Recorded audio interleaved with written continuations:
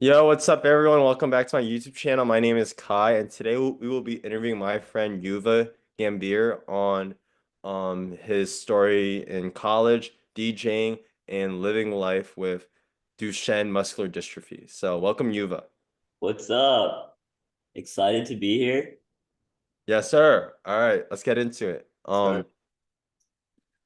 Yeah, so this is the video roadmap. We'll first start with a message to the viewer, and then we'll go through our introductions. After that, we'll ask Yuva on his experiences growing up with muscular dystrophy, high school, college, all that stuff.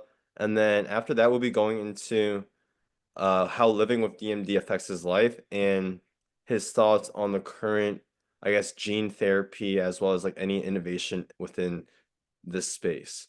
After that, I want to get into his mindset and trying to figure out like how he stays positive and perseveres through, I guess, difficult situations, and then we'll end up with our closing thoughts. So yeah, let's do it. Um, Go. this is the this is the message to the viewer. So thanks for all the love and the support. Please like and subscribe.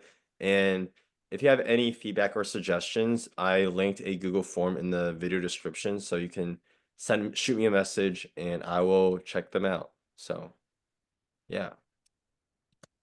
So this is my introduction. Hello, my name is Kai. I'm a senior at Wharton studying finance and computer science. I also love photography. I own those four cameras at the bottom there, and I also like to go running. And now I'll pass it off to Yuva. What's up? I'm Yuva. I'm a senior at Penn, but actually I have another year to finish up at Penn, which I'm pretty excited for. Took some time off for medical reasons, but ready to finish this semester and then get into another year. I study cognitive science. Find it really interesting. I do computation and cognition, so I get to take a bunch of like CS classes, but then also learn a lot about human behavior in the mind, which is one of my big passions. And then, yeah, during the past 2 summers, I've been doing internships in finance. I started off at a venture capital firm, and then recently worked uh, for internal company finance at a biotech startup, or not necessarily startup at this point. It's a pretty big mid cap biotech company. I also like to DJ, and yeah, one thing about me, you can see the wheelchair I use. I have Duchenne muscular dystrophy, so it's a major part of my life. It's progressive muscle wasting disorder. So I used to be able to walk and run around when I was younger, but as I've gotten older, I've progressively lost muscle strength, so I have to use a wheelchair full time. I'm in my wheelchair right now, and I have very little upper body mobility as well. So obviously, you can imagine that's had a massive impact on my life. But yeah, I think you'll see through the rest of this interview that I don't really let it stop me from doing the things I want to do, and I still have a pretty good time in life. And yeah, I did a TED talk recently too, so talk about that as well. But yeah, I'm hyped to be here. Thanks for having me, Kai. Yep. Awesome. Yeah, so just to give some preface to this, Yuva and I went to the same middle school and high school, which is called Masterman, I guess, middle and high school. And I wanted to ask you, what were you like, at Masterman? Because, we were in different grade levels, so we didn't really interact that much other than the chess club. But how was it like growing up? Yeah, so in middle school, I had a pretty good time at Masterman. I had a pretty solid friend group, and also at that time, my condition wasn't progressed to the level it was now. I used a wheelchair most of the time, but I could still get up and walk around, which meant like if there were steps somewhere, I could still deal with that, and I could go to my friends' houses and hang out and things. So I had pretty good social life in middle school, and Masterman is pretty intense academic school, but I kind of I like that. I was very into math, and Kai and I were both on the chess team, so chess was a major part of my life too. We traveled to tournaments around the country, which is pretty awesome. Our team was like one of the best in the entire country. So I think, was it the middle school or high school? Both I teams think, were like fire. Right? We yeah, were both teams did really well, yeah. yeah. Yeah. Then high school started, and yeah, life got pretty challenging for me in high school because that's when my disease actually started to get progress and get a lot worse. So I had to use a wheelchair full time, and that meant if a place wasn't accessible, I literally just couldn't go like one step. My wheelchair couldn't handle that. So that definitely caused me to miss out on a lot of things, a lot of people's houses I couldn't go to.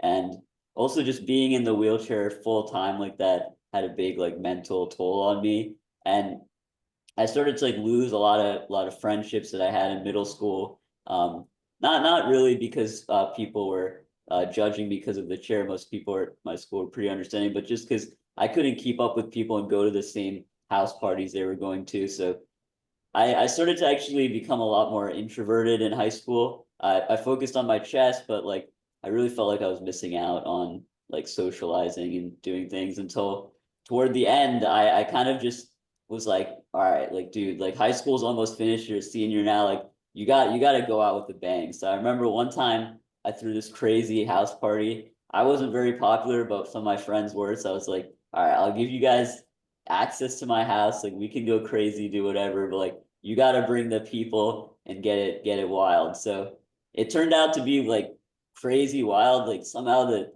I think I remember like someone was like in the bathroom and like flushed all this toilet paper down and then shut the lid and the toilet literally exploded and like water went everywhere and like This was your house? yeah, at my house, like water literally like flooded out the bathroom. I remember this one kid in our high school, he like went in and like he just like put his bare hand in the toilet, like ripped out the toilet paper and like pulled it out and like everyone was like drunk and crazy, but they were like cheering him on and like and then at one point there was like a neighbor who like knocked on our door because of like a noise complaint, but like we were all like underage and like there's like alcohol everywhere. Everyone's like freaking out. So like we had to like hide shit. It was just like it was like a house party you'd imagine from the movies. And like after I remember after that moment, people just kept talking about that night. Like there's like all these and of course like all this like random gossip and drama happened on that like one night. Like remember there's like someone like broke up with someone. So like everyone was talking about that too. It's like all of a sudden like that party became like known and like I made new friends through there and then like afterwards I was like hey like all right like I might be different and things might be harder for me but like if I put an effort and to have a good time like I can connect with people and that kind of shifted my whole mindset from then. I was like not gonna let these challenges define me and I'm gonna have a good time and go crazy. um and then yeah UPenn um obviously through high school like I think in the beginning actually the fact that I was introverted kind of helped me because I really focused on like my academics and I was excited to get into Penn. And when I got into Penn, I was still excited like to socialize a lot, like connect with people and because that's really like my actual true nature. I try to suppress it like I tried to suppress it earlier, but that's what I really enjoy, like understanding people and connecting with people. And then I got to Penn and I was very interested in engineering and math and things like that. So I was like, let me do something in the computer science realm of things. So there's this NETS program which seemed very interesting. Um, it's networked in social systems. So there's actually because so much of like these network social systems are based on like how our society functions. There's a good element to like it was like comp sci, but then also understanding people and how people interact with technology and how this allows you to create like large scale like network systems. So I thought that sounded like pretty dope. And I was also interested in like I was very interested in blockchain at the time. And Oh. yeah, so I did an internship at this blockchain startup during I think that summer before I applied. This was back when NFTs were a big thing. So there was this startup where they're creating these like NFT like Pokemon type like playing cards, but then it was also the whole system was run on their own blockchain. I think it was either their own blockchain or like I'm forgetting what the popular one was. It was like I think it was the Steam blockchain. But so I learned a lot about like blockchain and the whole ecosystem, and I just thought it was like fascinating how it's like run across this like distributed wide scale network. And again, like it comes down to different people hooking into network and setting up a node. So it was people and engineering that I was into. But then I started Nets and Dude, I mean, it's engineering at Penn, and it's so hardcore. And like at the same time, I'm dealing with all my physical challenges. I do like I have physical therapy every day. I have all these doctor's appointments, and I also just like my body gets tired much faster because like I mean, my heart is also muscle like that gets tired. It's not able to like I don't have the same stamina as other people. I have so like I was like up some it was like some nights I was like up to like it was like up till 2 a.m. like coding, and it just wasn't gelling right with my health. I found that stuff interesting, but it was super intense. And so that actually led me, so I was like, I did all this CS stuff already. I don't want to like lose that, but I kind of want to focus more on like the human aspect of things, human behavior, psychology, because that's something I really find interesting. So I switched to Penn's cognitive science program. Lucky to be at Penn actually, because I think they're like one of the pioneers of this whole notion of cognitive science. Like some of the big names of cognitive science, like Noam Chomsky and like other big thinkers, like their work originated at Penn and they taught at Penn. So it's Penn has a pretty interesting program here because you can do the computer science aspect of things and then also focus on other stuff. And I felt like, dude, this will be hugely relevant, especially as we're moving to this like AI driven world. And like we're trying to now create like AGI, and that in order to really like understand how to emulate like a human in a computer, we need to understand like humans and actual neural networks that run in our brain. And then how can we bring that over to the realm of CS, and like that's how we're gonna one day like create an AGI. So and yeah, my classes are super interesting. Like I'm taking a philosophy of mind class right now. Like the last paper we wrote was do you ever think um and do you ever think a mechanical system could have consciousness? And that requires you to like think like what is consciousness? Like what are these things that are like separate about humans, and how can we either emulate that, or what would never be possible to bring to a machine? So it's super interesting stuff, and like I'm having a good time, and I'm glad I made the switch. Um, but yeah, I know people in net still, and they're doing up to all kinds of super cool stuff too. So Nets is definitely not wouldn't like downplay how cool Nets is, but just wasn't for me and my lifestyle. Yeah, and then you mentioned that you played, I guess, a lot of chess. I was wondering like what has been like your peak rating and what's like your favorite openings? All right, chess, yeah. My peak rating I has been on chess.com. I haven't played in like actual tournaments for a while. And partly the reason because of that is like just due to like just there's a lot of like smaller tournaments that are not very accessible, and then also just like some of the time controls and those are like super long. So I haven't done a lot of in-person tournaments, but online chess.com, which is I think um I don't know how close it is to like an actual like USDF or ELO rating, but I've gotten to like 1800 max. Um, trying to get to 2000. Chess is one of these things that like I'm super interested in it, but like it does not come naturally to me like at all. Like I've had to like literally like fight against the grain to like make any small improvement in chess. So it definitely frustrates me a lot. I've rage quit for like periods of time. But for my favorite opening, let's see, after black, um I like to play the Sicilian accelerated dragon. And then Mm, for white, I don't know. Right now for white, I've just been playing all kinds of random openings. I play mostly blitz, but if I had to pick one, like yeah, I'd probably say the what is it? What's the actual name? Oh, the Scotch, the Scotch. Yeah, Scotch. Scotch for white. Yeah. Scotch game. Try to Yeah. get that Scotch gambit in like on beginners, but like yeah. Gotcha. And then you've also mentioned that you're doing physical like rehab and therapy like during your days at college. Has that always been like a thing in your life since like middle school? Like what was like the I guess physical treatment therapy slash medication just throughout the years? Yeah. So when I said physical therapy, that's like just daily like PT that I do. So that's like stretch because I sit in a chair. You'll see in some of the pictures like my positioning. I'm in sitting in the chair for most of the day. So I have a physical therapist who I've actually been working with since probably like elementary school actually. Just I like for every day I do for about an hour and a half, like different movements and stretches and things. Thing is, I can't work out because the way my condition works is if when you're working out, you're actually damaging your muscles, and then the regeneration is what gives you the strength.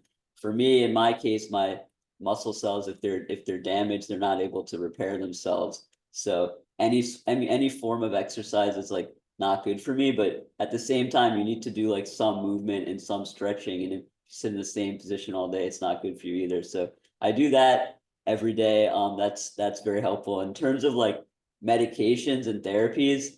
Yeah, things have changed pretty much in the last like 10, 15 years. It used to be you get this condition, Duchenne muscular dystrophy, and like you're probably gonna like live probably only into your 20s, and it's pretty detrimental. There's like nothing on the horizon for so long, and only now recently like we have this explosion of new therapies. I started one in middle school that's been helping me, has improved my life expectancy, and obviously I'm 23 now and like still planning to live a lot of life and do a lot of things. So that's helped. And then most recently, there's been a massive breakthrough with gene therapy, and that's a whole story. I know we just get into it more later, but I just got treated with that.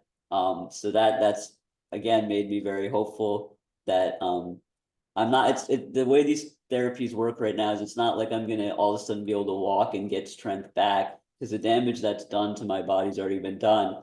But what's very exciting is the potential of like stopping the progression so nothing gets worse. And that, yeah, it's pretty exciting stuff. So Gotcha. Yeah. And then now we'll be going to more like what it's like to live with Duchenne muscular dystrophy and like your experiences with it, as well as, just gene therapy, which is what we've touched on just briefly. So I guess like how did you like what is your diagnosis story? Like how did you learn about this? And what was like the initial reaction to I guess being diagnosed with DMD? yeah, I mean, so I was born with this basically missing genetic material that encodes for a protein called dystrophin, which is vital to it's in your around your muscle cells. There's a membrane that protects it. So dystrophin, long story short, is vital to making sure that membrane works. And if you when you don't have it, your muscle cell membrane can get damaged, and that causes things to leak out of your muscle cells, and also things that you don't want to go in, and your muscle then slowly, the entire muscle weakens over time. So I was born with this, but then of course it gets worse over time, because every time you use your muscles, they slowly get damaged. So like I've been using my muscles for the past 23 years, so they've gotten pretty damaged so far where I use a chair. But so when I was born though, like it wasn't noticeable that, because I haven't you don't move around a lot, and there's not that much damage that gets inflicted on your muscles. So it wasn't until I was like actually like 3 years old that my parents like noticed like I was slightly weaker than other people. Like I wasn't as willing to like run and jump. So they I got so they took me to the doctor, and I got genetic testing. So I was diagnosed with this at the age of 3. So obviously at a 3-year-old, like I don't remember any of that. Like I can't think about any of that. And then 3, like going all the way up to like maybe like up until the age of like 10.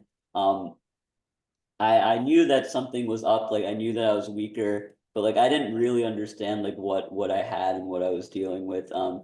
Not so much because like anyone was hiding anything from me. Like I just didn't really think about it too much. A, because my muscles weren't that weak at that point where it really affected my life, and like B, because I also was just like too young to like really understand. My parents would just tell me like, oh yeah, like you have some issue with your muscles, so just whenever you feel tired, like take it easy. Like there's nothing um you need to like worry about. Obviously, I'm like a little kid, so you don't want me to stress out. But then I think like obviously as I like it becomes obvious to me like, okay, I can't do this stuff. Like I'm trying to play tag with my friends, I can't keep up with them. Then I start like questioning more, like, all right, what actually is going on? Like what's this issue with me? So I think my can't remember like when I had the first conversation, but like it just kind of became known to me, like, okay, this is what I'm dealing with. And it wasn't until like one day I started going to this. I like to like do like activities. I went to this one summer camp. I think I was maybe like 12, 13 years old. I went to specialized summer camp for people that have different disabilities. And actually, I had a lot of fun there because like all these things that I found like that were getting harder for me. There was all these adaptations there because it was designed for people who have different muscular dystrophies. So I was able to like do all kinds of things that I hadn't been able to do in a long time, and I really enjoyed that. But then I think like one of the like camp counselors or something was like asking me about my disease, like, and this was also prior to like these recent treatments that have come out, and he's like, oh man, like how do you deal with this? Like you're only probably gonna live like another like 10 years or so. Like, aren't you like freaking out? Like blah blah blah. Like probably not something you should have been talking to like a 12-year-old about. Then I was like, Yeah. oh, shit, like what? Like I don't have that. Like I don't have Duchenne. Like I just have like weak muscles or whatever. And then I start looking it up and I learn about it, and then I freak out, and like I think that's for a period like maybe 12, 13, 14, like I'm just like super freaked out about my condition. Like I like you look up on the internet, there's all these like scary things. You type in Duchenne. I mean, now if you look up Duchenne muscular dystrophy, hopefully you're seeing more hopeful, positive news. But you type it in, then it's like Duchenne muscular dystrophy is the worst form of muscular, and it's, I mean, it still is. It's the worst form of like muscular dystrophy, and life expectancy is like early 20s. And I saw these, and I'm like 12, 13, I see all these like scary pictures of like people like stuck in bed with like tubes and ventilators in them, and like so I'm obviously like freaking out. But yeah, I think that's where like that was on my mind. But then luckily I was able to, that first set of treatments came out, so that gave me hope. So like I always had this like extra hope in my life, like all right, something's gonna work out. Like there's treatments, and so What far was the treatment? Was it gene therapy or like yes. what? Yeah. So this was prior to the gene therapy. This is a therapy that works kind of at the mRNA level. So essentially what's happening is like if I'm missing the actual like genetic material, then at the second level where basically the mRNA is taking the info from your DNA and like then going to get the protein made. At that second level, there's this type of treatment that works called exon skipping. Um, that works at essentially, like, long story short, at the mRNA level, it gets you to try to make like a partial version of the protein that I'm missing. So that was a big breakthrough um, in science. And yeah, if you're like into bio and you're watching this, and just look up like ASO or PPMO therapies, it's super interesting. I won't get into like all the bio jargon in case it's like you don't want to know all those facts, but that whole class of treatments came out around that time. So that gave me this hope, like, okay, like there might be all this terrible stuff, but like now all these new things are coming. So who knows? Like by the time, like right now, the life expectancy is like 20 back when I was reading that, but like by the time like I'm in the next 10 years, like things will come out, and things have been coming out. So I've been very lucky that like I'm alive in this period where like all the way up till now, there's literally nothing, and now there's things coming out, and I'm even like more excited for the people who are like just born right now, because I'm not excited for them to have Duchenne muscular dystrophy, but like if you get it now, like it's not as scary as it was. Hmm. And so yeah, that's been one thing, and then on top of that, yeah, to live a good life, there's been all this like other technology that's come out now. So the wheelchairs that we use, you can see, so in that picture, there's actually some of my buddies. They also have the same condition as me, Duchenne, and we all have these advanced power wheelchairs now that make life so much more livable, because because they keep you comfortable all day. Like you can tilt, and there's all these like you can tilt your chair back, and it like I also have this like special pressure sensitive, because one thing that sucks about sitting in a wheelchair all day is like your butt just gets so sore. Like just imagine like sitting down like all day in one position, Yeah. you can't move. So like I literally have this like new pressure sensitive cushion that senses when there's like too much pressure in one area and like redistributes pressure, and like so there's all these little things like that make comfort of life so much easier. And like so you're in like a comfortable wheelchair, and like being in the US, there's ramps and elevators pretty much everywhere. It's like you can go out, you can do stuff, you can hang out with your friends, and like just in so many other countries still that's not possible. There's just simple things like steps everywhere that like will literally be completely debilitating. So I'm very like fortunate to have this tech and just be in the US where they value accessibility. And then also like for things like sleep, right? Like it used to be if you have, because when you have Duchenne, you can't turn at night. You're just literally sitting in one spot in your bed. And that used to be a massive issue for people because you're not getting good sleep that way. Like your body needs to move, your blood has to be pumping. Yeah. You're sitting in one place, you get pressure sores. So now there's literally I have a robotic turning bed that automatically rotates me at night. So like I How can, does that work? Like, does it just like tilt and like yeah, you tilt it this side and tilts it me tilts like back? it kind of like cradles me like a baby, like left and right. It tilts me. It's like simple like tech like this is like, and like think about it, if you're gonna get good sleep like versus like terrible sleep every night. I mean that can also add like add 10 more years to your life. Like so Yeah.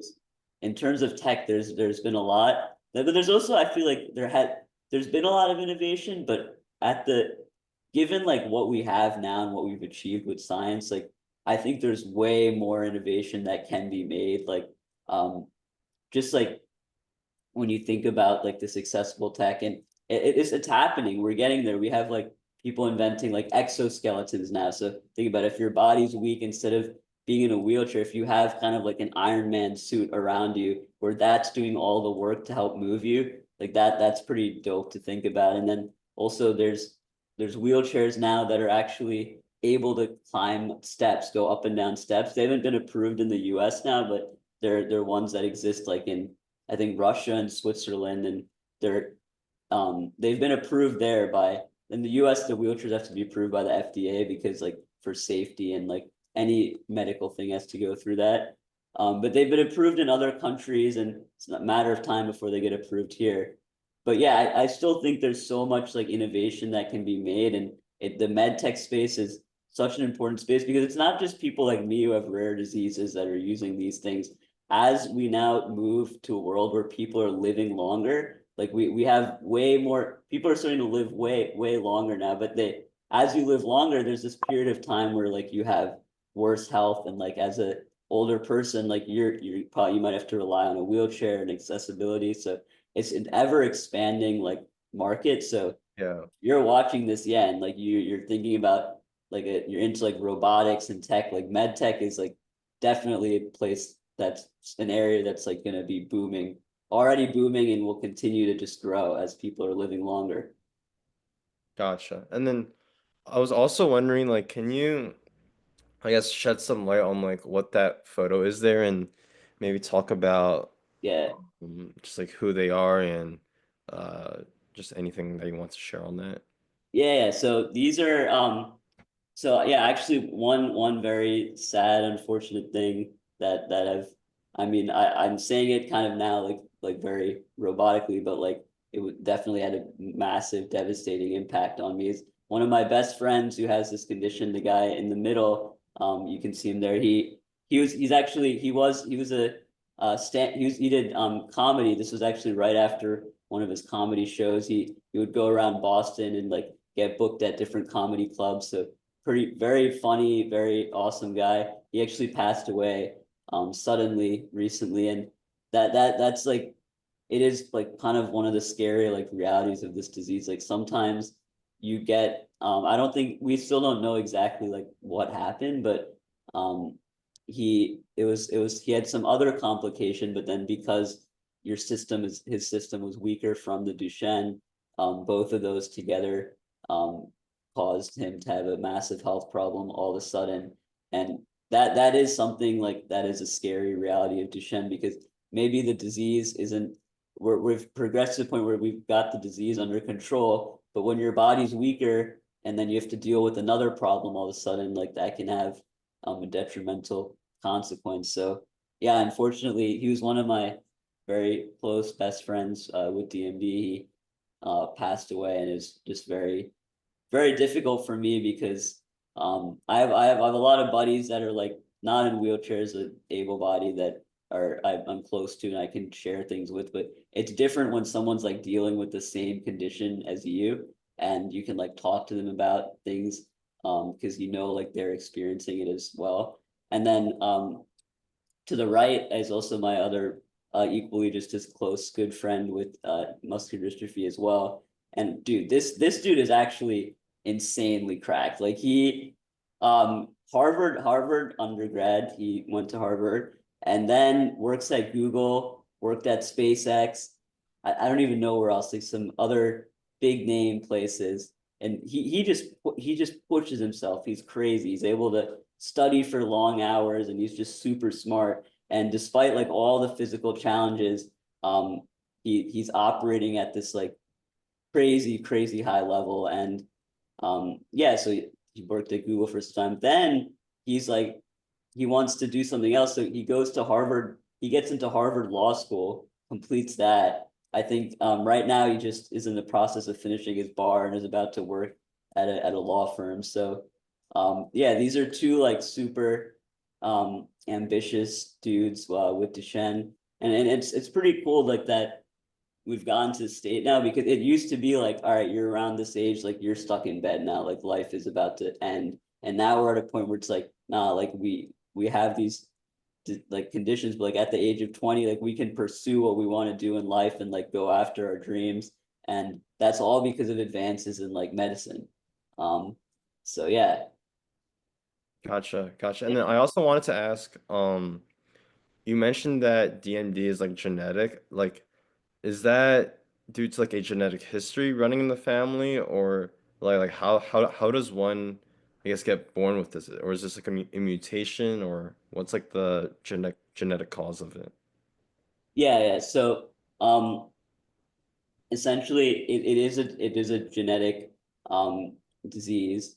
And so my if one of your parent if your mom is a carrier of basically if your mom's a carrier basically because she has two of the same chromosome, it doesn't actually appear and then manifest anyway, which is why like women can't get DMD, like even if they have like the dystrophin protein like missing on one of their like X, the code for this, I should say, the genetic material for dystrophin missing on one of their X chromosomes. They have two X chromosomes, so that's why it's an X-linked disease. So it only affects males. So my mom actually had it, and I'm not sure if it was passed down to her genetically or if it was just a freak mutation that happened. But then yeah, my mom had it and then she passed it down to me. So then that's how I got it genetically. But like again, it only will manifest itself like in a guy because I have an XY chromosome. So obviously if I have something that's X-linked and I'm missing some genetic material there, it's going to manifest itself. But then yeah, then so there's it also can just occur as like a freak mutation, so random mutation. But yeah, for me it was inherited, X-linked. Gotcha, gotcha. Yeah, and then I also wanted to learn more about, I guess, gene therapy and like any recent medical innovations. And this was off camera, but you and I were talking about this a month ago, where you started, I guess, receiving gene therapy over winter break, and I wanted to ask you, like, how did you come across this, I guess, treatment, and what was like the process like, and how are you feeling now? And um I guess like what would you say to like anyone that has DMD and is watching this and like might be considering some gene therapy or something novel? Yeah.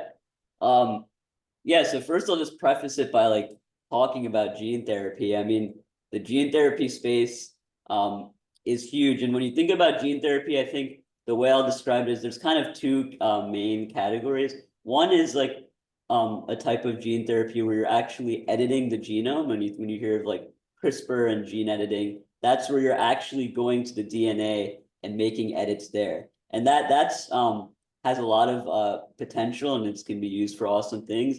That's also very risky because obviously if there's some mistake that you make at that level of your DNA, when your cells are replicating, that's the DNA that continues to get replicated, and that's that's like if you mess up there, essentially, like that can have massive like consequences, because it can go to the new cells that are generated.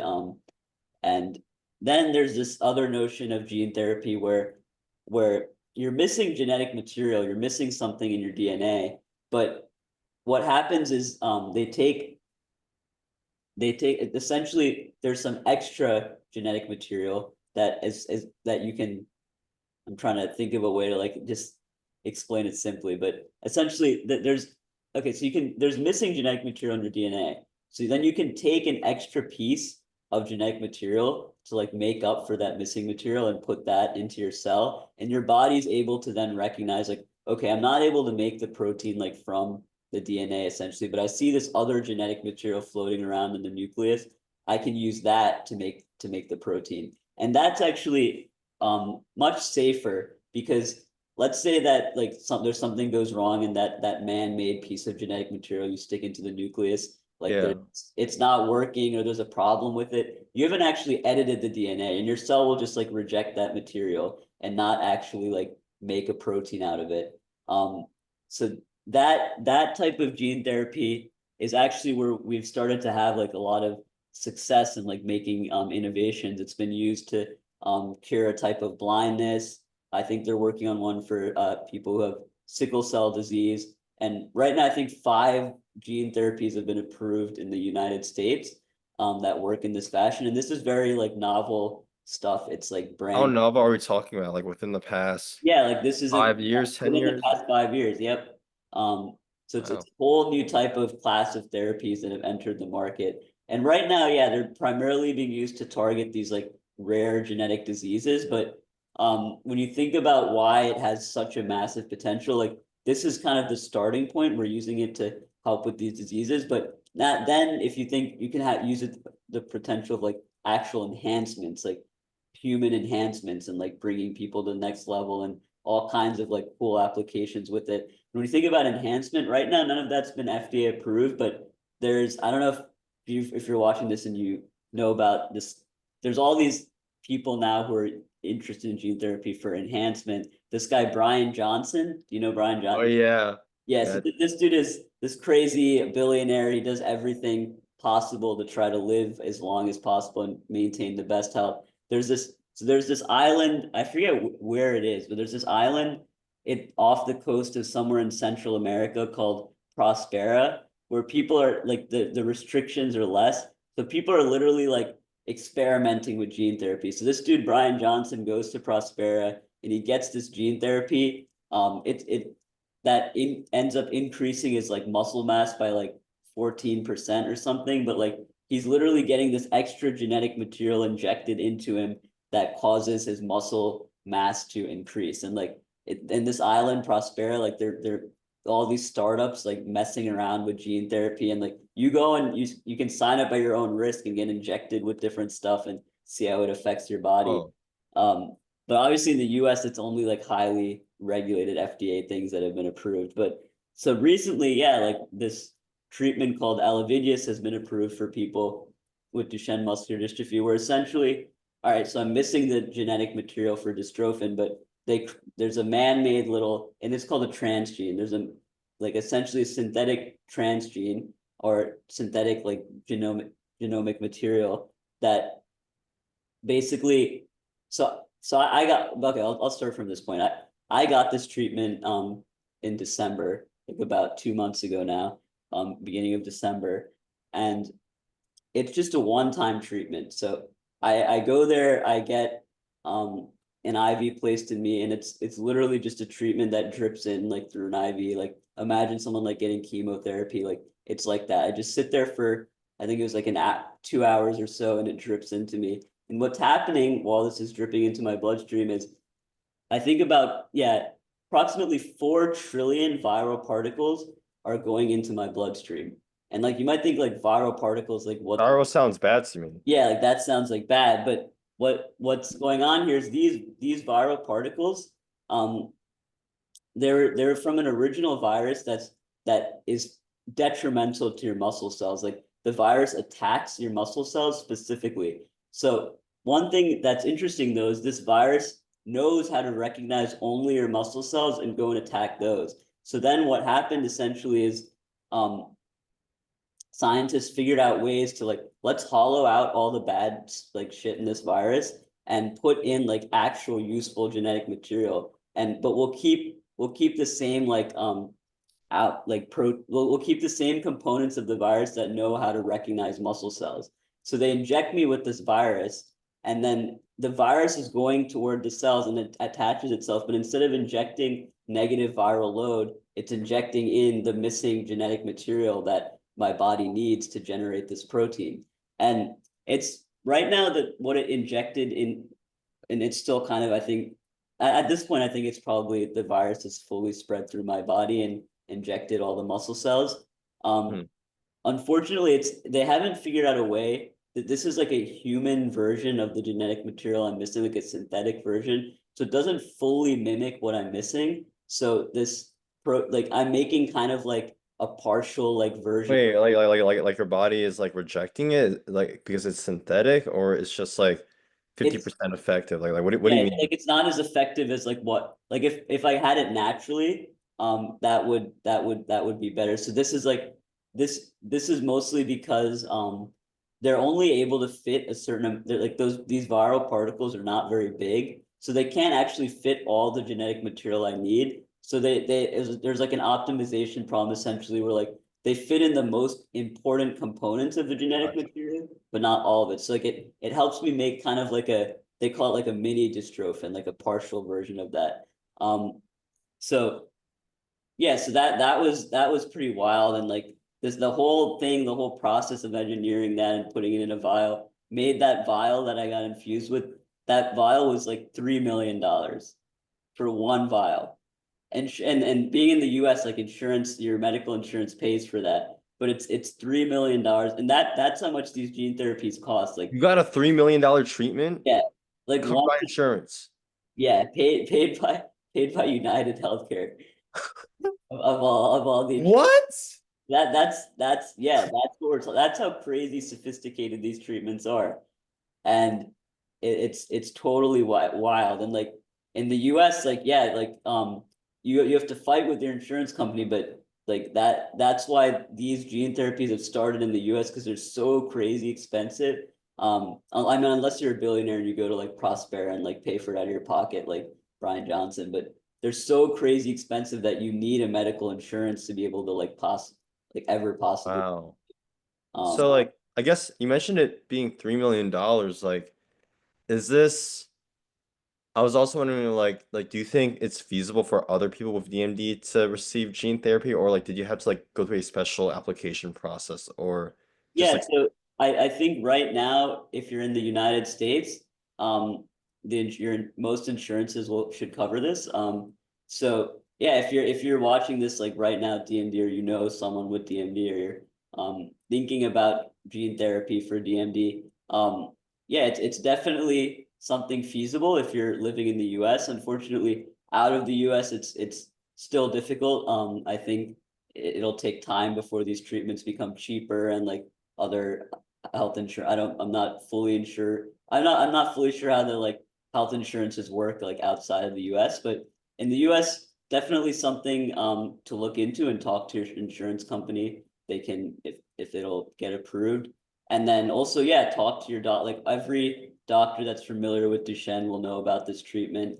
And there's risks with it because even though that virus that you're getting injected with is all the bad stuff is hollowed out, what happens is your immune system still recognizes it as a foreign entity. Your immune system doesn't know like this is good stuff. Your immune system's like, oh my God, like I'm getting injected with a ton of virus. Like, what do I do? I'm freaking out. So what happens is your immune system mounts this crazy response, and your immune system basically starts like destroying your own body, which is like it's a chance. There's a chance of your immune system destroying your own body. So I had to go on this massive like high dose of like long story short, a drug that kind of causes my immune system to be suppressed and like not freak out over this like foreign entity. But for some people's bodies, like there have been people who've died receiving this treatment. So wow. I had to go into this treatment knowing like Yuva, like, dude, there's a chance you could die from this. Not a high chance, and What was the percentage would hard you to estimate? quantify it exactly, but anywhere from like maybe it was probably like maybe 5 to 10% chance of something serious like that, like something going wrong with your Pretty heart. high. Yeah, so it was pretty big decision and a lot of things I had to contend with, but I don't know. I kind of just also have this attitude where like I have this like trust, and I was like, dude, just like go for it. Everything's gonna work out. And I mean, in retrospect, like like everything's worked out, but it was definitely hard to make that decision because things could have gone wrong. And since then, I've been getting like weekly blood work done to check things, and like also that medication that I took that kind of suppressed my immune system a bit. That had all kinds of side effects. It made me gain weight. It made me have like mood swings, and like I've been dealing with all this recently while like going to my Penn classes. Like it's been a lot to like manage and juggle, but now I've kind of come off that medication, and the gene therapy like fully by now has taken its effect in me. I'm not gonna like all of a sudden gain more strength, but it's a long-term thing. So we'll see over like the next 5, 10 years, like how my body does. But Yeah. yeah, this is a booming, massive space. Duchenne is just like one of the areas where gene therapy is applicable, but eventually like this is going to be used for like human enhancement and changing like the outcome of so many things and pretty much biology as we know it. Yeah, and then you mentioned like the gene therapy. Like do we have to, I guess, get more doses like every few years, like a vaccine, or is this just like a one-time thing and then we just gotta check up on your health like every week and do the blood work?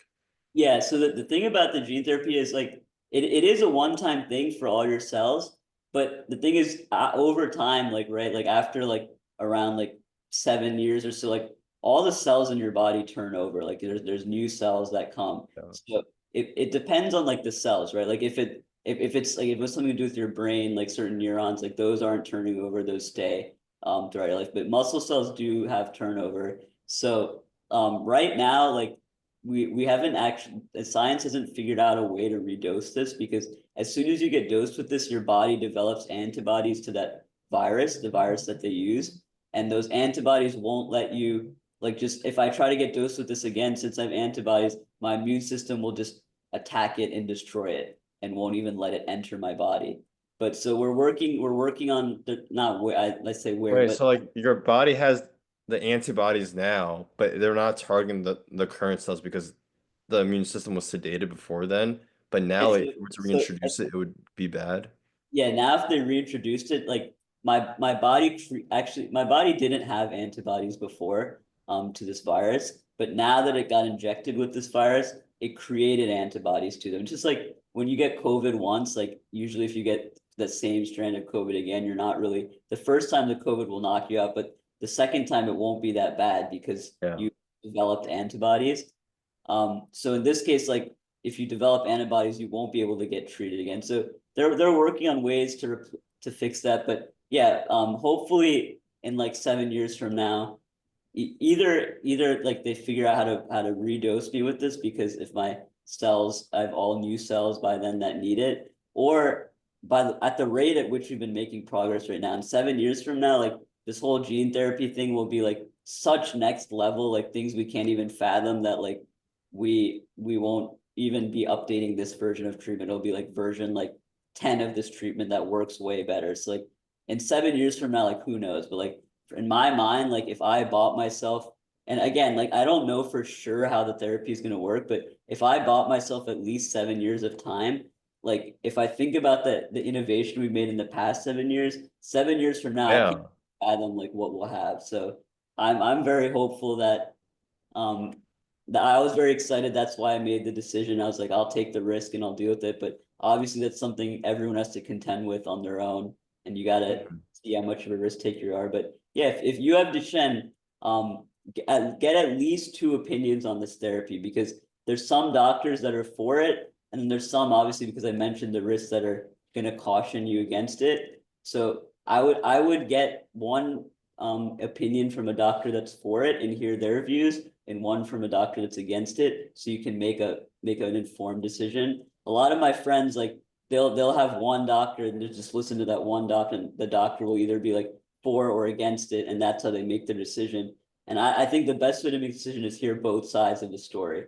And that's, yeah. So Gotcha. definitely interesting. Interesting. Yeah. Cool. And then I was also wondering, like, if you had like $1 billion to like invest into something within, I guess, like DMD research or like med tech or any of that, or like biotech in general, where do you think, I guess you could also inject your own personal bias, but like where would you inject all the money? Like where do you see things as having the greatest like I don't know, like utility from investment? Yeah, I think right now the main thing we need is I just explained that viral delivery mechanism we use. We need better delivery mechanisms because this virus thing, it's like where we hollow out the virus, and it's kind of like a hacky setup. Like our body doesn't, our immune system's not really okay with being injected with this virus. So then we have to find workarounds to that. So we need better like delivery mechanisms, and I would put all the funding into that because those better delivery mechanisms, they won't just help people with Duchenne, they'll help anyone that needs a gene therapy. And right now, there has been strides in that field. Like some scientists are using like these gold lipid, like essentially these nanoparticles like that are made. I forget what the reason is that they're made out of gold, but they're like these gold lipid nanoparticles that have been engineered in the lab where like those can be used as a delivery mechanism. And then there's other people working on viruses that can be used that your body doesn't mount an immune response to. But that's the biggest area right now because I think like we've made pretty good advancements on creating the synthetic material to go into the virus, but it's the delivery mechanism. So like it seems like a super like esoteric like niche thing within gene therapy. Like why would you Mhm. invest $1 billion there? But it's actually really the key to unlocking the next version of these therapies. And yeah, anyone going into like biotech or like big pharma or like anything where you're dealing with like gene therapy or CRISPR and like all this cutting edge stuff, I would recommend just like learning so as much as you can about these delivery particles and mechanisms because that's where like the big innovation is going to be happening soon. Yeah, so like the viral delivery system, it's like maybe this is a bad analogy, but it's like the shovels that you sell during a gold rush. Like there's all these different gene therapy like things being developed and like they're all, I guess, very promising, but in the end, like you need that final delivery system that's reliable and is able to like get it to a mass audience, right? Yeah. Yep. Gotcha. Gotcha. Cool. And then I want to talk more about, I guess, this is more on your professional and career experience, as well as intertwining that with your background and, in cognitive science, DMD, finance as well. So I was wondering, like, what drew you to venture capital and like working as a financial analyst within the biotech space? And like, what Yeah. are your thoughts on biotech VC as well? So I started off by getting like actually super into the science behind like gene therapy and also just other small molecule therapies for rare diseases, specifically Duchenne. I started off my interest in this whole field by working like at a lab at UPenn where they were developing a type of gene therapy for muscular dystrophy. But I kind of found like working in the actual like in with like in the lab, like doing like actual like bio stuff, didn't fully suit me because like a lot of it was like physically like laborious, like actual pipetting stuff, and there's a lot of like things like that, or like slicing tissue and looking at it under a microscope, and like that was tricky for me to do just physically. But then yeah, of course, there's a lot of like other area things to do that required more just like the mental aspect of thinking things through. But I also just realized like all right, like there's all these scientists working on these things, but like it's only really the ones who are actually able to secure the funding that actually where their projects actually like see the light of day. And I started to realize like how important like funding and finance is like in this realm of like the bio world because like it's really the funding that'll be the catalyst for like what's gonna actually hit the market. So I was like, I'm a math guy. Like I'm interested in math. Like I'm interested. This is also like finance again is like I can do it all from a computer. I don't have to do like a lot of physically laborious things. So I was like, let me stay like in this kind of world of bio where I'm interested in, but let me move to like the tech and finance side of things where I feel like I can make more of a contribution, like given the abilities that I have. So that led me to transition into like the finance side of things. So I started working at a venture capital firm in Boston that specifically invests uh in different both biotech startups and also like big pharma companies, and they'd even invest more. So they're kind of more like a hedge fund. Like they'd even invest in public companies and like anywhere kind of in the biotech biopharma space. And for them, I actually worked specifically on a landscaping project where essentially they wanted me to look at the whole, because there's in the Duchenne realm now, there's so many scientists working on all kinds of different approaches and projects, because it's actually a very like lucrative space because there's not a lot out there for people with Duchenne right now. So and pretty much any time a new Duchenne drug hits the market in the US, it has like it's just a matter of time where it has like 100% like full uptake among the population.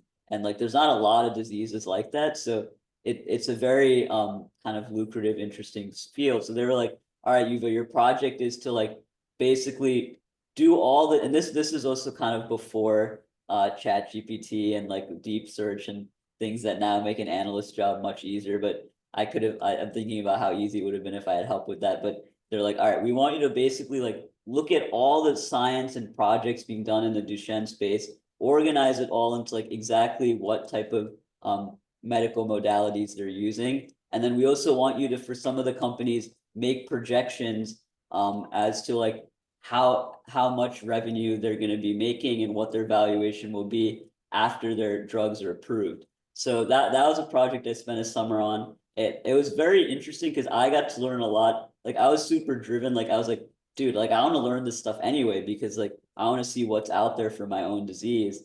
And then also Mm, I was excited because I was like wait, like this VC that I'm working for, like they want to invest in some of these companies, and like, hey, that's good for me and people in Duchenne too, because like any money going to these companies means like more chance that one of these companies will like succeed and create a promising therapy. So then that was venture capital, and then one thing that's always, and that's kind of like an area I'm very interested in, but like one thing I learned at the VC space was like whether you're going into VC for maybe it's not like biotech or medtech or not medical at all, like just other technology. It's always good to have experience working at one of the companies that would be like a potential portfolio company for your VC or hedge fund. Like if you actually get hands-on work at one of the type of companies that your investment company would help fund, you learn a lot about like how to evaluate like the team and like how these companies are actually run, and it just gives you these valuable insights. That's something I learned. So I was like, all right, let me spend some time like in the biotech world itself. Like I'll continue to do finance. So that's what I did last summer. I worked at Entrada. They're and I said small mid cap earlier. Right? They might actually. I'm gonna just hold off on saying like what, I forget their valuation, but I think it's a mid to large cap company. They're working on Duchenne treatments as well. They're working on that different class of therapies that I mentioned earlier called ASO PPMO therapies, which also have like huge potential. So that was really cool. Like I worked on their team. Like I helped them with some of their internal projections. Like and a lot of that involves like if you're watching this and like interested in like um healthcare VC, a lot of these like projections, like the massive thing is it all comes down to approvals for these drugs.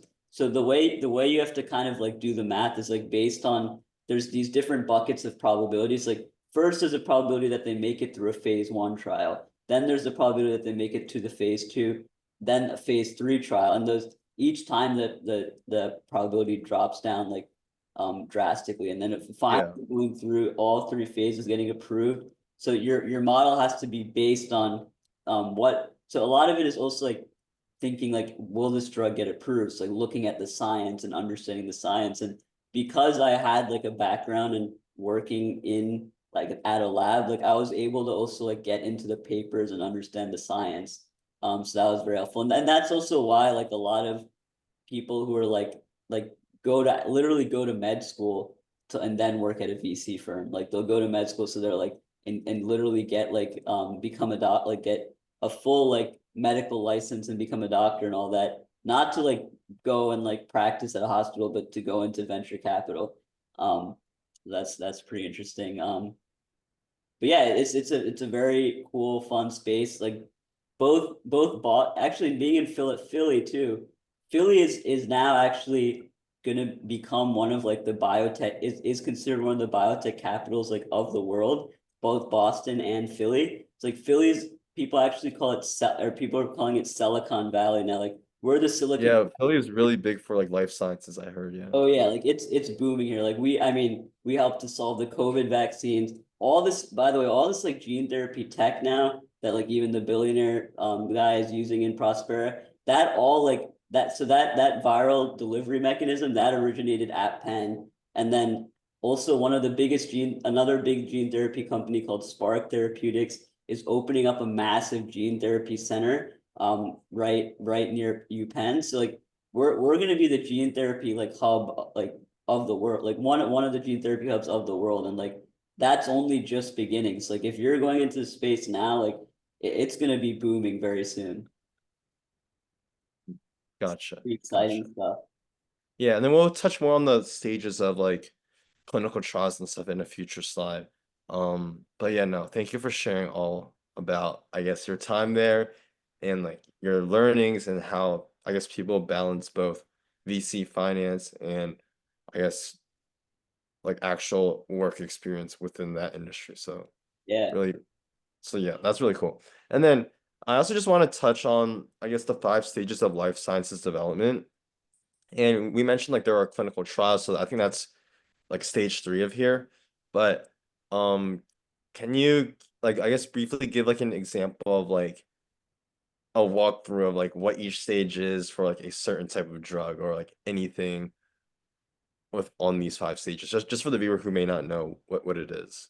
yeah, and like yeah, I kind of touched on some of this stuff, so like, not to bore anyone too much, I could just go through like the highlights. But yeah, like so and again, like a lot of this is like also just kind of in the name, like you can probably visualize what's happening. But I can give what I'll do is to make it more interesting. I'll give an example like from a potential like DMD, Duchenne Muscular Dystrophy drug, because that's Yeah. the field I'm more um comfortable with. And it doesn't honestly, it doesn't matter whether it's the cancer drug or any other drug. Like it's kind of the same set of steps. But yeah, so they're initially you look for like some specific problem somewhere. So like for Duchenne, like obviously, yeah, the main problem is like I'm missing this genetic material. Like how can I get that material? But then there's so many other interesting things you can think of. Like okay, because you're missing that material, there's all these downstream effects. Like I'm missing that material, my muscle cells get damaged. That causes like inflammation. That causes this other thing that messes with this pathway or something.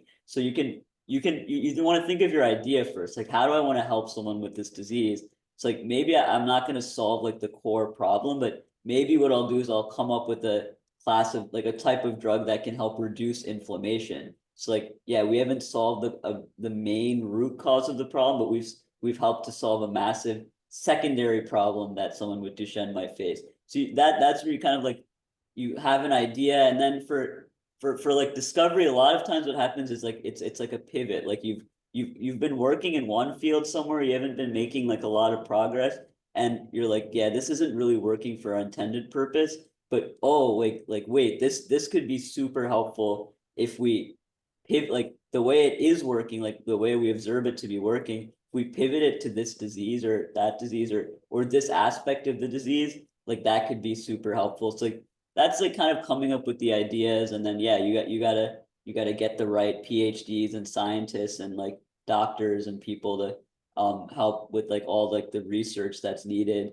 And then as you're trying to then move to a stage of getting this stuff like approved by the FDA and going into trials, that's when you need to like get more into like trial design and like get more into like the preclinical research.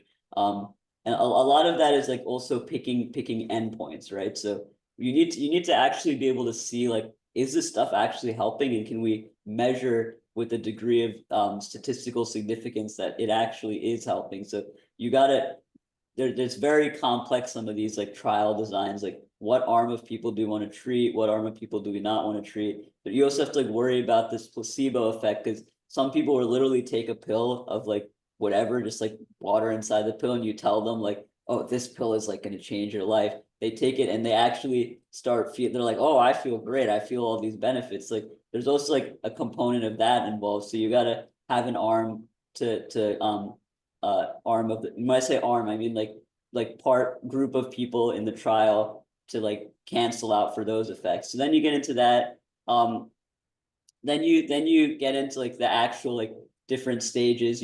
You get data back from your first stage of the trial, see how it's going. The first stage is usually the safety stage to make sure like, all right, is this thing like gonna like kill people or like make them like grow a tail or some crazy shit? Wait, do you have the highest death rate on the first clinical stage then? Because if that's the safety stage, or Yeah, but usually by then, like you've done enough preclinical research, like in monkeys and like other things, where oh, okay, you're not really gonna kill a person. I mean, sometimes it happens. It's like if it's rare, it's not like that's like a big, but bigger problems, yeah, can happen in the phase. That's like the safety study.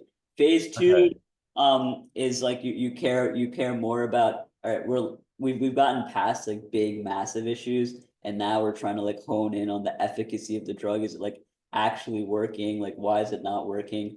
And then stage three usually is like it's usually like, okay, this drug is like working. We know it's working. We just need to like collect some more data and like finalize everything. Then you submit it to the FDA, depending on what type of drug it is, like whether it's like a biologic or like small molecule drug. Like there's different paths to like getting approval, but that's kind of more just like jargon. Like you can get into that more if you're like super interested in this, but like at an over high level, you don't have to worry about that. But long story short, you submit your data to the FDA, and FDA says like good or not good. And it's not like if the FDA says not, the FDA says not good, like you can go back and like do another stage of a trial and try to fix things. Not like you're just shut down.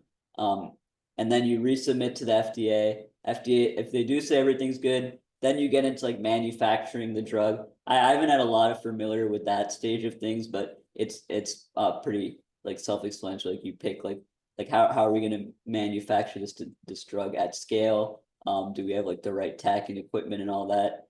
And then for something like Duchenne, for commercialization, like and getting it out there and stuff, if it's a rare disease, like pretty much as soon as you release a drug out into the market for rare disease, like everyone's gonna like know about it because there's not that many things out there. But like if you're in a bigger space like oncology for like breast cancer, and there's like so many, and obviously that's a big space that still needs to be solved. There's so much innovation we need there, but like there's already so many like drugs out that like you need to like actually kind of market your drug and maybe make like a mm, ad that appears like on Sunday Night Football or something, like people are like watching it. And then yeah, there's post market research. You're obviously you learn about like what the uptake is of your drug in the population or people like using it and stuff, and like you think about then how can we improve this drug and make it better. But yeah, that those are the stages, main stages that I would say go of life science development. gotcha, gotcha. Yeah, that makes okay. And then like, do you know like what's like the general timeline for like clinical research or like phase one, phase two, phase three?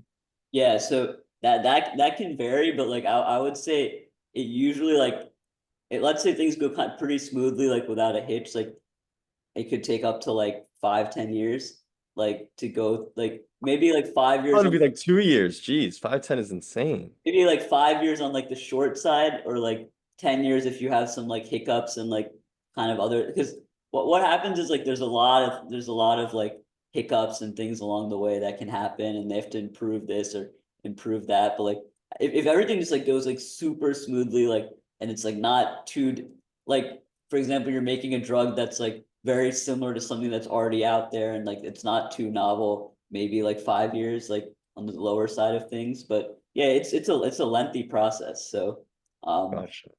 So like right now, a lot of the new research that's like very cutting edge is in phase 1 trials right now. So like I'm hoping like by the next like 5, 6 years or so, I can get dosed with some of that stuff. Gotcha. Gotcha. But yeah, Awesome.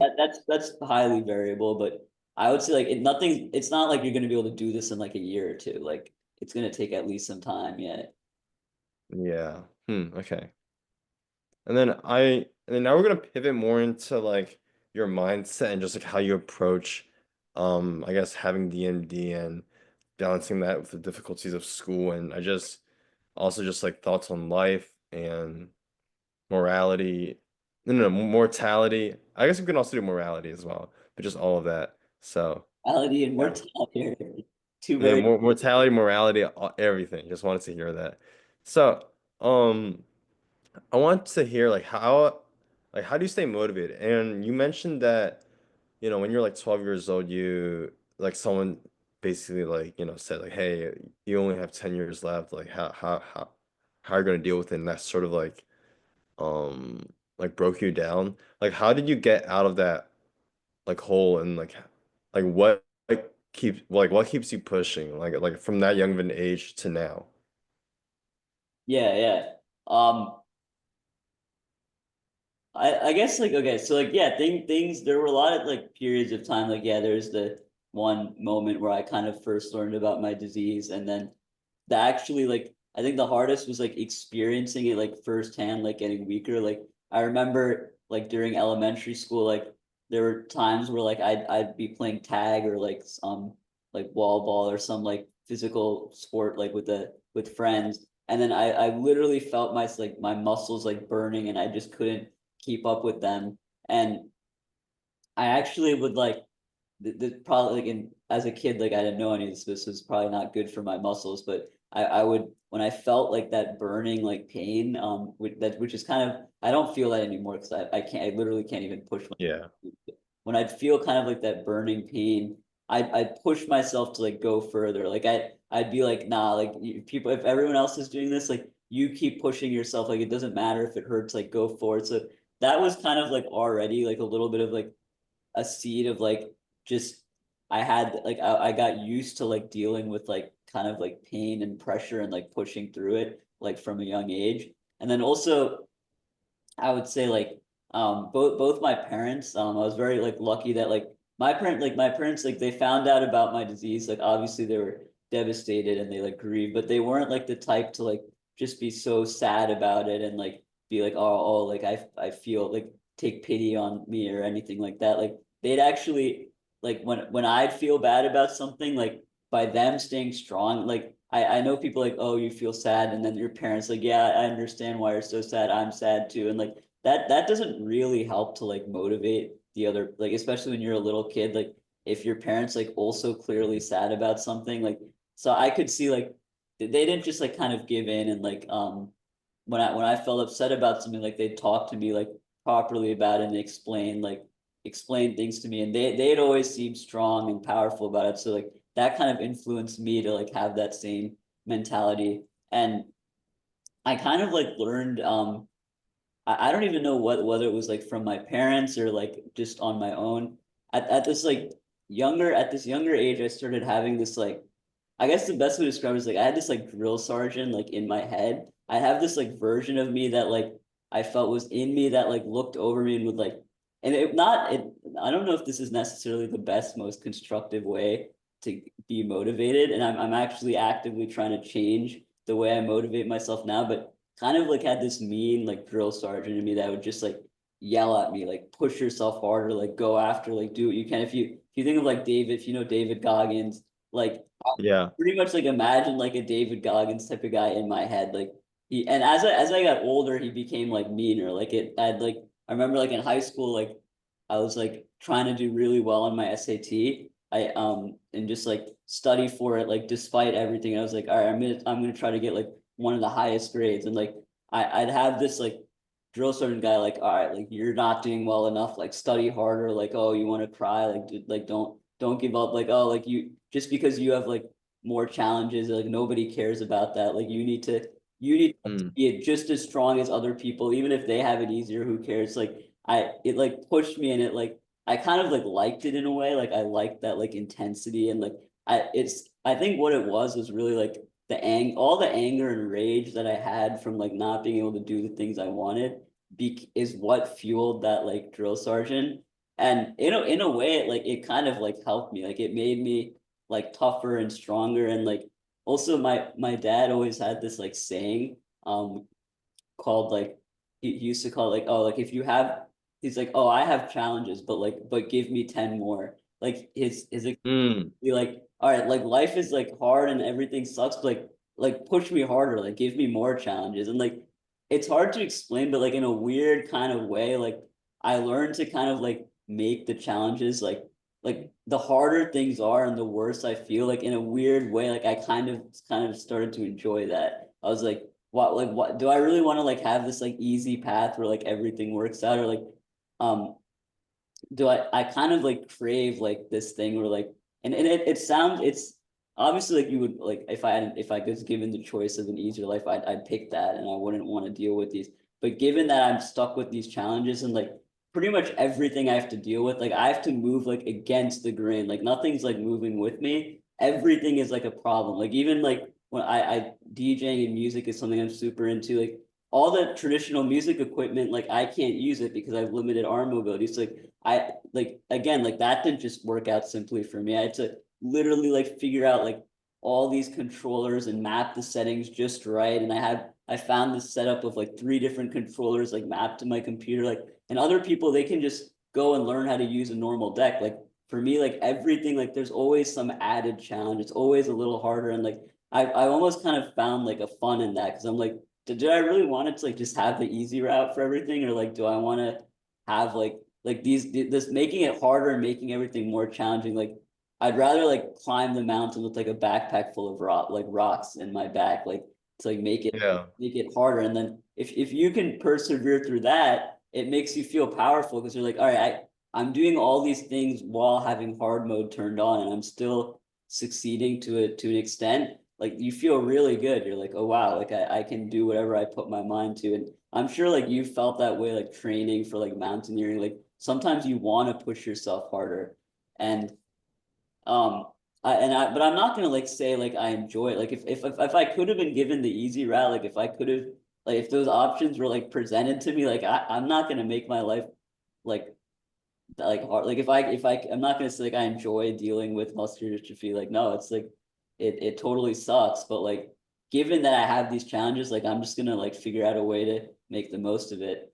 Um so yeah, but now I think these days I'm trying to actually work on, because it's still having all that, even though I'm using all that rage and like stuff to fuel me and like do well, it's still like it's not good to like, a much cleaner, faster way to operate is like being very calm and just making the most logical decisions, and like not being fueled by like that kind of emotional rage. It's like, and I feel like in that way I could get the same outcomes, but without stressing myself out. And I think that requires kind of a degree of maturity. So that's where I've been working on like meditation and breath work and stuff, to like just actually like operate at a very like clear, relaxed level. But yeah, up until now, it's been kind of like rage and aggression that fuels me. And that's also why I like music a lot. Like I've always been into like hardcore like EDM music, because like I feel like that's just a way like I can't also like get pent up energy out by like playing sports or running around or stuff. Yeah. So for me, like it's like music. Like when I listen to like hardcore, like repetitive EDM music, like that's kind of like my outlet, and like making the music too um is like a way to like bring those emotions out. So that's what I really hope to do with my music and like EDM production skills. Like I want to make like this like hardcore like aggressive music that like pumps people up and fires them up.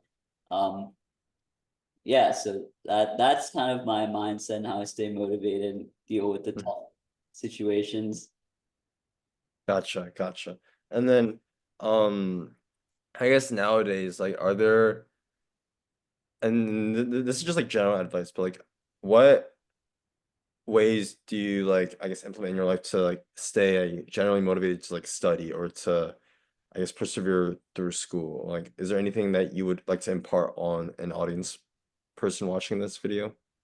Yeah, I think the way like some of us approach school, and obviously like it's kind of difficult because not everyone like has a choice, and given like how competitive like it is recruiting and stuff is these days, like you kind of like they want to see like how many classes you've taken and your GPA and stuff. But personally, like I think it's become like um so I've had this unique ability to like take classes at a slower, relaxed pace, like because I'm trying to like manage my health at the same time. But because I've been like a good side effect of being able to do that is I've been able to like get really into my classes and like focus on each one and like learning them. And I go to like be able to actually go to all the lectures. But like because we live in like this like hyper competitive world now where like you got to take like six course take which and I know all schools do, but like at Penn, 6 course units is like 6 classes, like pretty insane. Like I know people like will take all these classes and like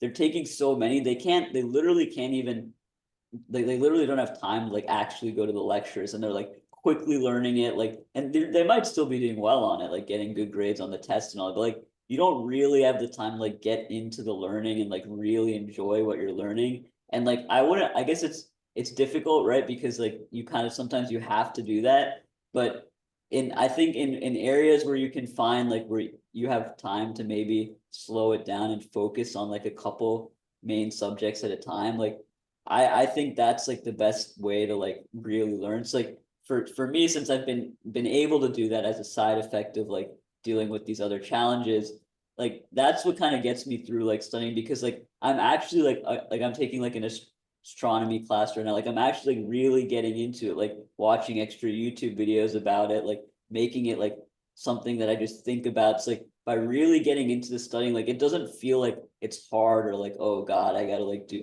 I mean, maybe I'm sugarcoating it, but like I kind of would like if I had less homework, like I'd be happy with that. But like and less tests, like obviously like to have more time to party, that'd be fun. But like it doesn't feel like so bad because like I'm actually like into it. And I took this like astronomy exam earlier, and like it didn't feel like, oh God, I have to, like I was almost like I definitely was a little nervous, but like I was almost like having like fun like answering the problems on it, or like during like writing my essay about like can machines have like consciousness, like that's like fun, interesting stuff. So like it doesn't really feel like a grueling like task.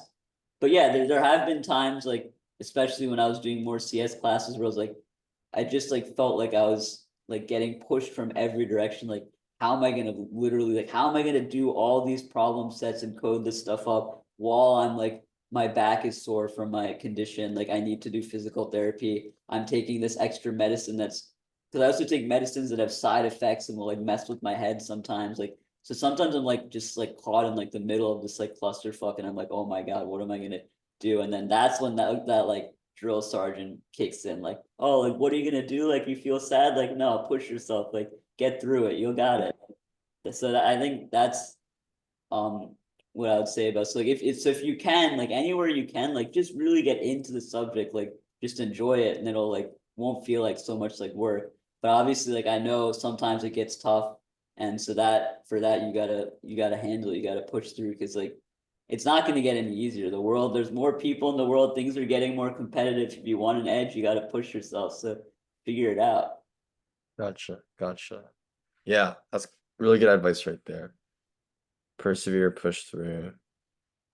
Yeah, awesome, awesome. And then now I want to hear more about your TED Talk. And um, I know that you recently gave a TED Talk last year, I believe. And I just wanted to ask, like, like, how did you come across this opportunity? And what were like the main points being discussed? And like, what's like one of the biggest lessons that you want to impart on someone who is like, I don't know, who's like about to watch the TED Talk, or like who doesn't really have much time to watch the TED Talk? What's like your biggest word of advice right there? Yeah, yeah. So I gave a TED talk this past summer. They were offering at Jefferson University, they're offering to do one. I realized like I was always kind of confused like what the TEDx like university or places, but I realized like it's all just the same thing. Like they're all TEDx talks, but like there's different like universities where they host the talks. So I decided to give one at Jefferson because at the time during that summer, like that's a place where they're offering it. And if you ever want to give a TED, like if you ever want to give a TEDx talk, like you have to definitely pick like a place that's offering the talk. But yeah, again, like I also thought like you could just give one, but like no, it wasn't that simple at all. There was like 3 rounds of like applications I had to do, and like I had to like really like work on like coming up with an idea that stood out. And I think like there was like there's a bunch of people that applied, like a lot of people, but then they narrow it down to only like 10 speakers. So it's definitely, it wasn't easy to like get the chance, but I feel like if you have something you really want to talk about and share, like you should definitely go for trying to give a TEDx talk. And hey, if you don't get in like the first time, you can apply again and again until you get a chance to speak. But so I was fortunate enough to get a chance this summer to give the talk. And yeah, so that's how I ended up getting it, by going through this phase. But the title of my talk was and actually I don't know, maybe you can link it in the description or something so people Yeah, I can will. I will. title of my talk is "Life is Hard, Party Harder." And that's kind of like my philosophy in life, like that kind of like push it harder mentality, and in a sense is also kind of like a party mentality, because like I don't know, when you're partying, like, and you're really like and having a good time, like if you're out clubbing, you're out with friends, like you're pumped, like you feel like, all right, no matter what's happening, like I'm with my friends, I'm with the music, I'm with these good vibes, like life is gonna be good. Like when if you think about it, when last time you were like in the heart of a party, like really enjoying yourself, you feel good, you feel connected to everyone around you, you feel like the presence of your friends, you feel like uh energy coursing through your body. And most importantly, a lot of times, like if you think about like if you're last time you're in like a club or like there's pulsating music and you're there, you're dancing, you're present, you're there like right then, right now. And like that presence is like something we miss out on. Like we spend so much of our time either thinking about the past or thinking about the future, and like you're not right here in the present, right here, right now. And if we spend more time like in the present, like a lot of these challenges and problems that we have, like they're either in the past or like something you got to deal with later in the future. Like a lot of times, like right in the right here, right now, like yeah, you can be worrying about all these things, but you're fine like in the moment. So if you can spend more time in the moment, like life all of a sudden becomes so much like better and easier. And that's kind of the philosophy I wanted to give out. Obviously, I go more into depth into that. I wanted to give through the talk is like make life a party. Like if you have that same, like take the same things you do in a party, like stay connected with people and like stay present and have a good Yeah. time and just do that. Make your whole life like that. Like you feel great. You feel on top of the world. So yeah. And in terms of like future public speaking opportunities, not sure if I'm gonna do another TEDx talk. I feel like I really said everything I really wanted to say in this talk, but maybe who knows, maybe in the future my philosophy changes. Um, but yes, I not maybe not another TEDx talk, but definitely intend to keep speaking at do public speaking events. I've been doing a bunch recently actually because I was so give take I took this gene therapy, and I'm like one of the like first adopters of this new gene therapy for people with Duchenne. So I've been giving a lot of like talks at different medical conferences about what it's like dealing with it and like being an actual patient dealing with that. And then I'm also just like to give talks in general to like empower people who have disabilities. Actually, next week I'm giving a talk about how I've used adaptive technology to like live my life to the fullest. So Hmm. there's always public speaking opportunities and things that are coming up, and I'm always happy to do them because I feel like it's a way that I can like spread my thoughts to other people and hopefully inspire them. And another big opportunity that's coming up is at there's a big conference for people with muscular dystrophy this summer where I got a DJ gig, so I'll be DJing for people in Las Vegas. So I'm super hyped for that. That's sick. Yeah, That's so DJing sick. in Vegas, and then also giving the keynote address. So looking forward to that. So yeah, the public speaking plans are just gonna keep coming, and I'm all for them. All right. Yeah. Good luck with that. You got it. And I really like how you spoke about like, I guess, relating partying to like being present in life. And I think when people do party, they're like they're just enjoying the moment. They're not really thinking about like anything that's like stressing them out. They're just Yeah. there with their friends, enjoying music, and just like I guess being showing their very genuine, authentic selves, you know? So yeah, I think that's a really good adaptation to like how we should live life or just carry ourselves throughout this world. So Yeah. yeah, really appreciate you sharing that. Um, yeah. And then now we'll be pivoting into your DJing, music, passion, and creativity sort of segment here. And we have shown some photos of you doing this, but I wanted to hear exactly about like what really started your interest in DJing. I know that it's like a very good creative outlet for you. It's very cerebral, but like what like where did you get this idea from? And you mentioned, like hardcore EDM music, but are there like any other types of music that you're exploring? And what's also like your like startup, what's your software, what's your equipment like, and just all of that? Yeah. Yeah, yeah, hell yeah. So what first sparked, I've always been interested in EDM music. Like I remember when I was like 10 years old, because my dad's been into it for a long time. My dad gave me like one of those original like iPod shuffles with all like EDM loaded onto it. I think he had like I don't even know who was big back then. But he had like Moby. I don't Moby is like he was a bigger EDM artist back in like the um earlier like 2000s.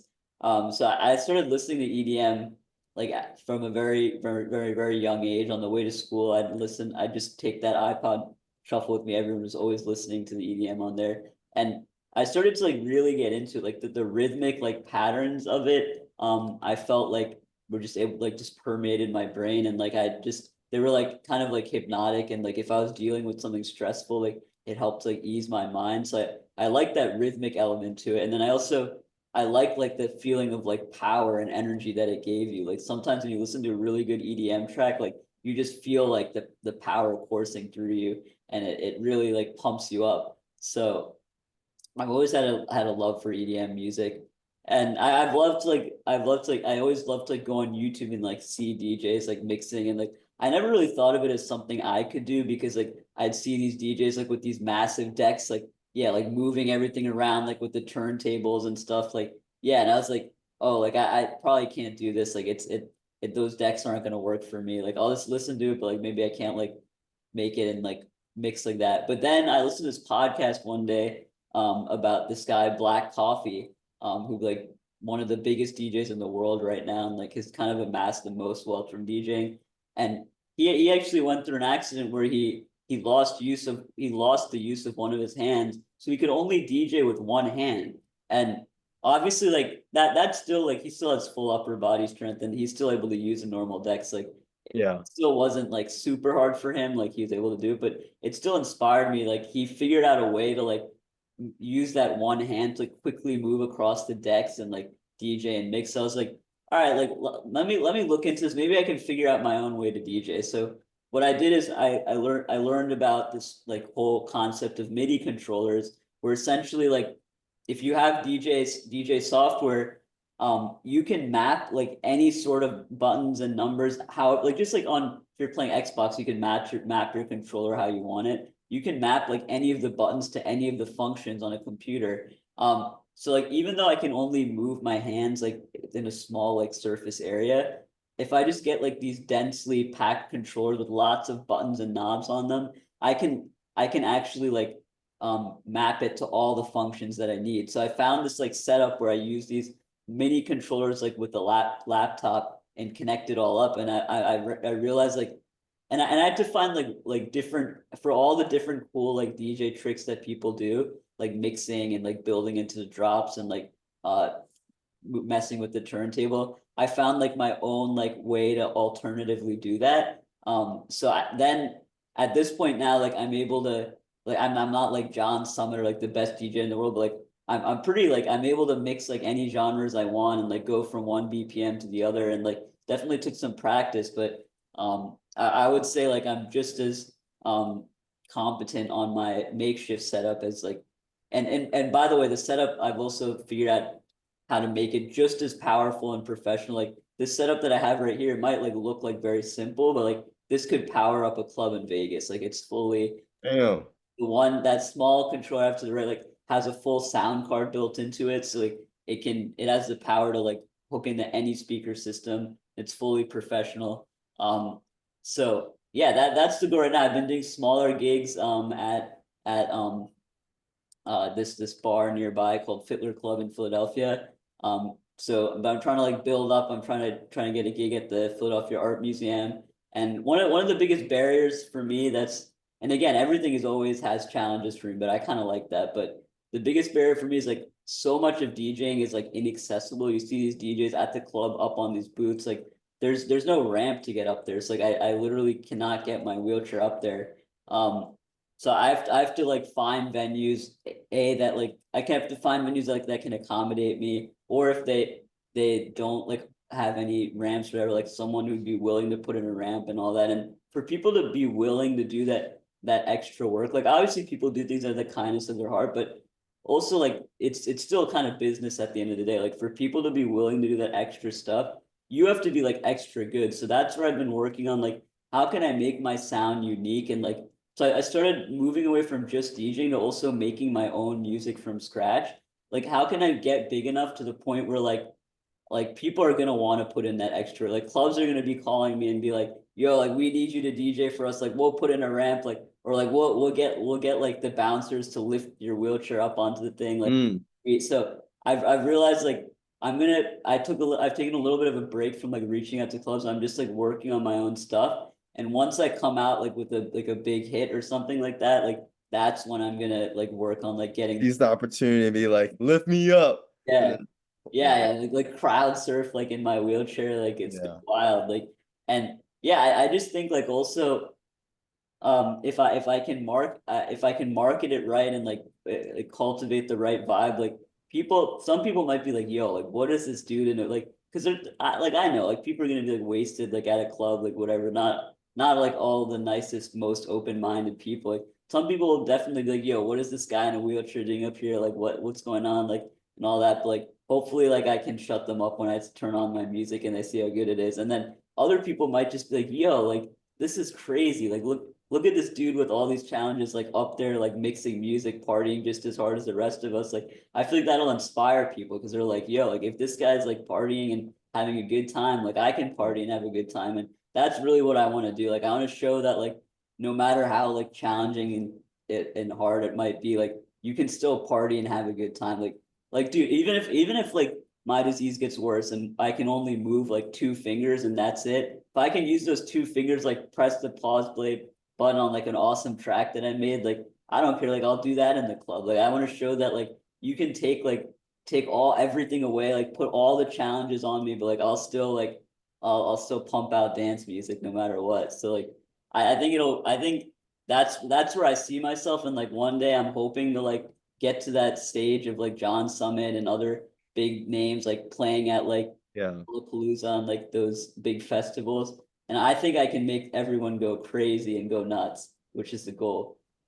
And Bro. yeah, the Um, philosophy of becoming a good DJ is like it's all about the people at the end of the day. Like when I'm mixing, like I'm thinking about the people, like I'm thinking about like I'm thinking about like, all right, what are these people thinking right now? What vibe do they want? Like what is I also literally like what is like what's like the overall BPM of the crowd energy? Like are people like in a hype like mood, or are they more in like a low mood? It's like more like chill moods. And you tailor the music toward that. But like if you're just focused so much on the music and like technical stuff, like I know like really technical DJs, they're doing like crazy transitions and all that, but like the crowd's not vibing with it. It's like who like then you're just wasting your time. And then I also know like I literally know pause play on aux DJs who are like way better than the technical people because that's they're like Rio. He does pause play sometimes. I don't think Rio wants you telling people that. But Rio is like also very talented. He does like but yeah, that's one thing about Rio. He's very good at crowd reading, and that's something I've been trying to learn. I've learned from him as well. Like it's about the crowd and understanding the people. Like you got to play the right songs for the right people, and like that's really what's at the core of becoming a good DJ. And then it's harder than you might think because like you need to be able to read people, like understand their expressions, like also just feel that connection with them and have empathy. So Yeah. um it definitely connects to all my cognitive science things, and I feel like it's just a way to tie all my interests together. Gotcha, gotcha. Yeah, that makes a lot of sense. So like at the core of any business is honestly the customer, and I guess that also goes hand in hand with being a good DJ is you have to know your audience. Yeah. Yeah, that makes a lot of sense. And then now, we can talk a little bit more on this, just because I Yeah, have this is a a long upcoming. interview. This is a long Yeah, interview. yeah. This is a very long one. Skill session. Let's just do the last two questions. If you could collaborate with any artist, who would it be, and where would you set this venue? Yeah. Dude, if I could collaborate with any artist, and hopefully this artist like sees this like one day like on this channel, because I know Kai Mai's channel is blowing up and you're getting reach everywhere. But if I could collaborate with anyone right now, it'd be Fred again. I actually have him on my shirt. I love Fred again because like he's what one thing that's so unique about him is he takes like these sound samples from like just real like everyday like true moments, like just someone talking about anything, like talking about their breakup or talking about someone they love or whatever. And then he takes those like very real, like raw elements and then like brings them and samples them into his EDM track. And like it creates this like emotion. I don't know if you guys have listened to Freddie, and if not, just you got to listen to some of his tracks. Like the emotion in his songs, like is just like next level. And like you really like it, you can connect with it and it like brings the best out of people. And I just love his vibe too. I went and saw him at Madison Square Garden in New York. Like about I think it's about like year or two ago now, so not very recently. But yeah, he's the dude's just awesome. Always putting out good tracks, and like I would love to collab with him at some point and release a track. But yeah, also my dream DJ set would be to do it at like a big festival. Like I just want like a sea of people, bro. Like that are we're all just vibing together and like connecting and like I just A see it. Travis Scott sort of venue. Yeah, yeah. Like I maybe people don't go like as nuts and crazy because I want them to like connect to the music, but like I want it to be like the music is like connecting people where like everybody like even though there's like so many people spread out, it's like thousands of people, like everybody just feels connected. Like yo, like we're all like when the music's playing, like and we're all dancing, like we're all connected, we're all family, like we're all part of like one. Like I just want to like and I want to be able to like orchestrate that and like connect everybody together. It's like any like big festival like that's where I see myself doing. I think to start I'd want to like do something in New York. It's like Electric Zoo is like a Mm-hmm. big He's zoo. do. But yeah, right now I gotta work on building up my unique. I've learned how to like with music get pretty good at like making things that other people have like make similar types of EDM, but I want to make something totally unique and different, and that's what I'm gonna be working on for most of this summer actually. Mhm. Gotcha, gotcha. Sick. Yeah. And then yeah, now we're coming to a close of the interview. I think we should discuss some closing thoughts, and I'll share some of mine, and I guess you can share some of yours. I think from hearing your story, um, it is honestly, yeah, it's very inspirational because like I didn't know that like I mean, I guess I knew, but I didn't know like each little thing that you had to like deal with like growing up, like during middle school, during high school, and I guess seeing the progression of the disease taking over, more and more parts of your life was, I mean, like I can't imagine like that happening to myself. And like that's just like a lot to go through, especially at a very young age. And then when you mentioned at around like 10 or 12 years old when that person said that to you, like that must have hit you like right in the gut. And like I don't know, like that just yeah, yeah. So that there is just like a lot to go through, and like the drill sergeant in your head, like I also had that growing up. Just like push myself like academically and all that. And then I guess also hearing about your parents and how like their attitude towards things also elevated your attitude towards things, and just to persevere and to like always look for new opportunities and um I guess like novel like treatments or like any of those sort, just like you know, like help you pushing along in life is also very inspiring to hear. Um, and then I think as well as like how that translated to your affinity towards like med tech, venture capital and learning about on this space on the medical, like the more like medical industries front, as well as the more financing and like, oh, without the financing, without the investment, then the actual products would not come out to be. So that was really cool to hear.